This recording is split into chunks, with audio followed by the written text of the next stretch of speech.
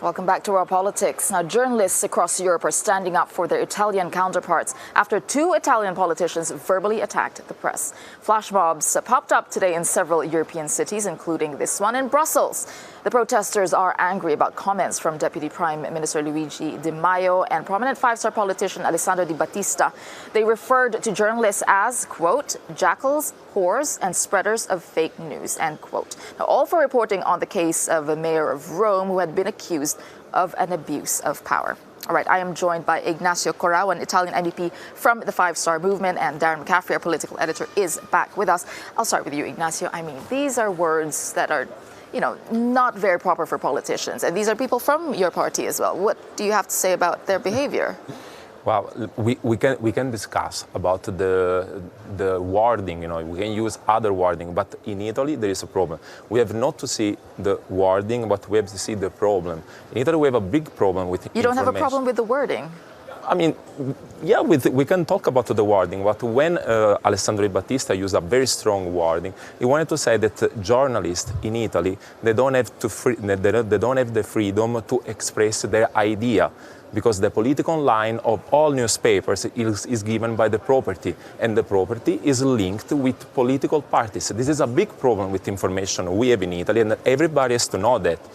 The striking case of Silvio Berlusconi, many time Prime Minister and owner of the media of Italy. But on the other side, the Benedetti was the membership card of Democratic Party and was owning a big part of the media also. So we have to face that, and we have to say that the information and the newspapers are used to influence public opinion in order to reach. In terms of but in saying that, there may well be a point in that, and that's true of newspapers across the world. But you have to recognise that if you're going to have a debate, if you want to make that point, using language like that, you don't hit below acceptable. the belt, basically. Well, but we would never use this language with the real journalists, investigative journalists who fight to to search the truth, are always defended by us. We will always be in the first line to defend the journalists who do their job. But we cannot say that the journalists who give away their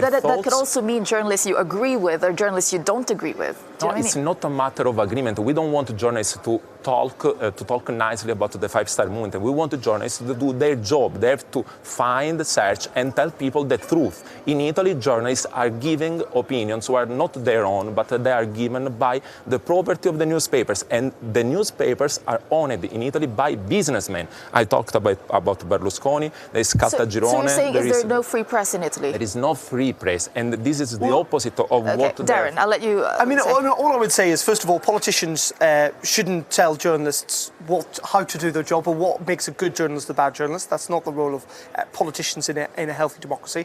Second of all, newspapers are by their very essence businesses, and they're owned by business leaders, and they are often linked to the world of politics. That is true the world over and has been for a very long period of time. But the whole point of when you live in a world of the free press is that you accept that. You accept that. Now, if you've got problems with the editorial line a newspaper takes, or indeed the argument that the journalist takes, you take them up on the issue rather than what they're saying. Right. No? I mean, this is going Italy to be... is not the same of Great Britain or France. This is going to be a long... Do you agree with me that it's not normal that Silvio Berlusconi, many times Prime Minister, is the owner of the media? You made your point on the journalists. I do want to ask you something, sorry. We have to go, but I have you yes or no question. Talk about the Italian budget. Do you think that the government will change position? Yes or no only? No. Okay, so Italian government is not changing their position. We don't have time for more. It's a changement of Italy. It's not changing position. All right, we'll move on to tonight's raw moment, because it's an awe moment, and it comes from France, where a little old lady thought Angela Merkel was Madame Macron. Let's take a look. Monsieur Macron, c'est pas possible. Faites pas pleurer. 101 ans demain, après-demain, 101 ans après. C'est pas vrai. Elle est née le 12 novembre 1917. Ich bin die Kanzlerin von Deutschland. Avec le Nein, petit-fils. nein, nein. Avec le petit-fils. Qu'est-ce qui prend la photo? Sois-y, là. Chancelier Allemagne. Chancelier Allemagne.